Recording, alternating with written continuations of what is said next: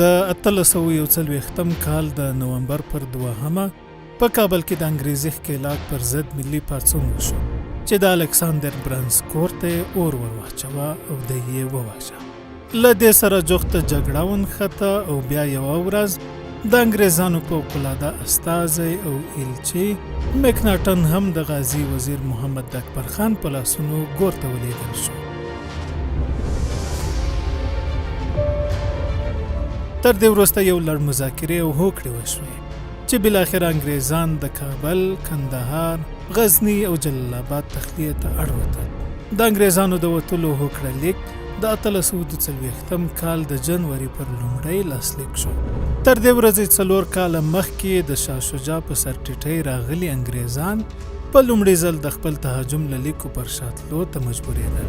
دا په 19مې پیړۍ کې د انګریزي استعمار د شاتګ لومړی توپاني څپه وه چې په یو ختیځ آسیایي هیواد کې یې اول وار لیدله. د 1840 کال د جنوري پر 4 د کابل اسماعي غر، شیرپور تپه او مرنجان غونډۍ واورو پوښلې وې چې مات شوي انګریزي پوځیان د قومندان الپینسټین په مشرۍ د شیرپور له چوڼۍ راووتل او د جلال آباد پر لور روان شول. په دې پوځ کې 4,500 انګریزان او 12,000 هندي ملیشې وې چې د ټولو شمېر 14,500 کسان وو. دا قافله د 2000 اوښانو او باریکه شرو په بدرګه روانه وه او خلکو یې سیل کوه. دوی چې راووتل خلکو هغې چوڼۍ ته اور ور واچوه چې دود یې اسمان ته ختلی او له ورایه معلومېده.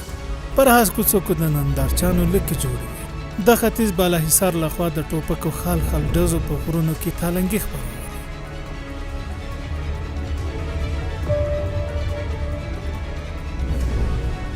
ژمی سخت و، هر ځای کلک یخي راوتلې وه. دا قافله د شپې په بګرامیو کې تم شوه.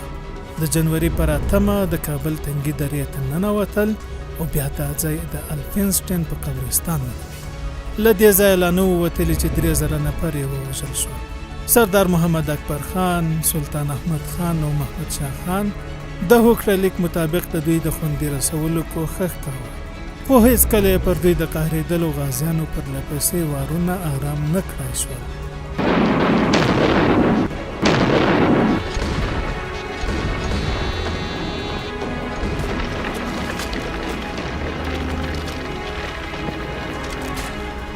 په 8 ورځې کې ټول ووژل شول. د جنوري 14 وه. یوازینی کس چې په ټپي حالت کې جلال آباد ته په آس سپور ژوندی ورسېد ډاکټر برایډن. هغه لکه تقدیر چې هلته پاتې کسانو ته د خپلې تباهۍ د داستان د بیان لپاره ژوندی پرېښی. پر آس د کاږه ناست زخمي ډاکټر برایډن نیم ژوندی عکس تر اوسه خلکو ته پر افغانستان د تجاوز وروستۍ پایله بیانوي.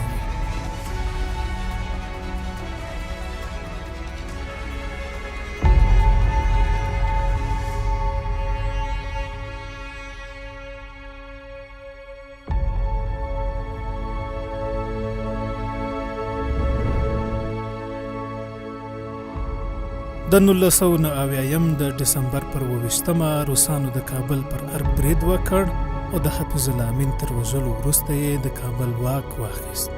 دوی ببرک کارمل د واک پر ګدۍ کېناوه. د روسانو په سیوري کې راغلی کارمل او کمونیستي بلاک ډېر ژر د افغاني مجاهدینو د اور او وینو په توپان کې راایسار شول.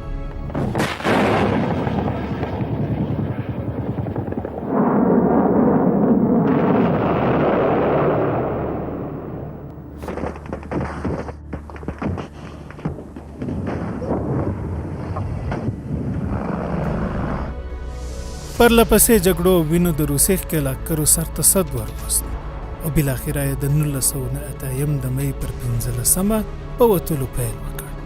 دا په 20مه پیړۍ کې د کمونیستي شوروي اتحاد د شکست پیلامه وه چې وروسته یې لړزې تر قفقاز او بالکان پورې ورسېدې او بیا هغه ورځ هم راغله چې په افغانستان کې د تزلزل تسلسل د 13 جمهوریتونو په نړېدلو پای ته ورسېد. د 1908 کال د فبروري 15 ورځ راورسېده. د 40م لښکر مشر بوریس ګروموف، 40م لښکر د شوروي اتحاد د سوسیالیستي لښکرو زرهي بانډ و چې تر دویم نړیوال جنگ وروسته یې د ځل په افغانستان کې مهم نقش ولوباوه. بوریس ګروموف له افغانستان او د شوروي پوځ د وروستۍ جبهې د نظارت مسؤل و چې د سالنګ پر لارو نهیلی تېرېده. روسانو له افغانانو سره په جګړه کې تر 15,000 کسانو ډېر مړي ورکړل.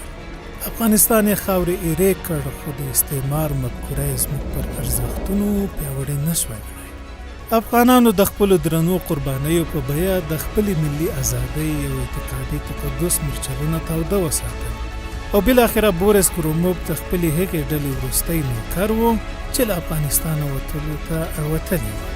د بوریس ګروموف تصویر د شوروي اتحاد د 20مې پېړۍ د ناکامو او په عین حال کې خونخوارو پالیسیو د وینو سور څاڅکی دی چې د روسیې نظامي تاریخ یې له خپل تندي نشي پاکولی.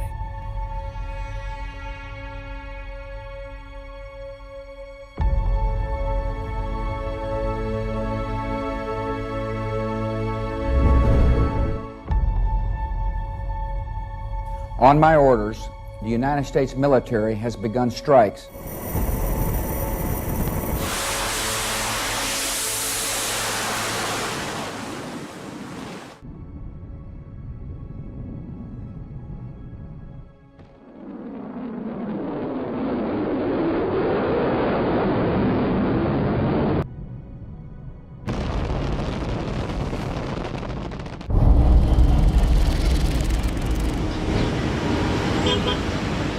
د 2001 کال د اکتوبر 8 وه چې امریکا پر افغانستان یرغل وکړ.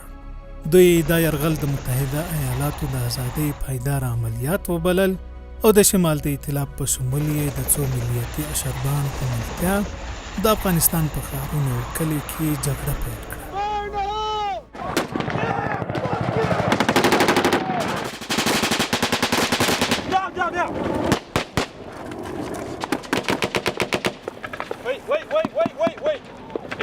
افغانستان تازه د 20مې پېړۍ د کورنیو جګړو او پاټک سالاریو له غدیو راوتلی و چې یو ځل بیا په تور او تیاره تونل ننوت. په امریکا کې پر افغانستان د یرغل د وخت ولسمشر جورج ډبلیو بوش و.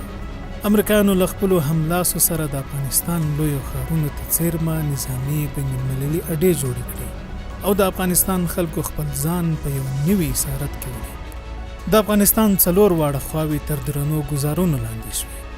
اسلامي امارت ونړي او په بن کې د افغانستان پر برخلیک د خبرو صلاحیت یوازې د یرغلګر ځواک ګوتو ته ولوېد. د 2001 په ډسمبر کې د ملګرو ملتونو امنیت شورا هم د مرستې لاس امریکایانو ته ور وغځاوه او حامد کرزی د موقت مشر په توګه استخدام شو.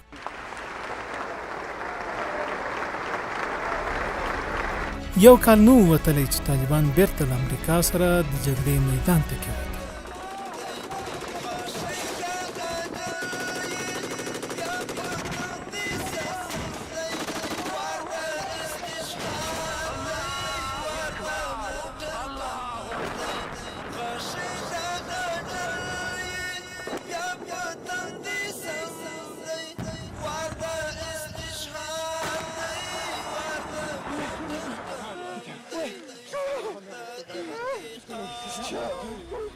افغانانو تر 20 کاله پر لپسې قربانیو، ستومانیو او سختیو وروسته د امریکا د جنگي پالیسیو روحیه ماته کړه او بالاخره یې د هوکړې پړي ته غاړه ونیوه.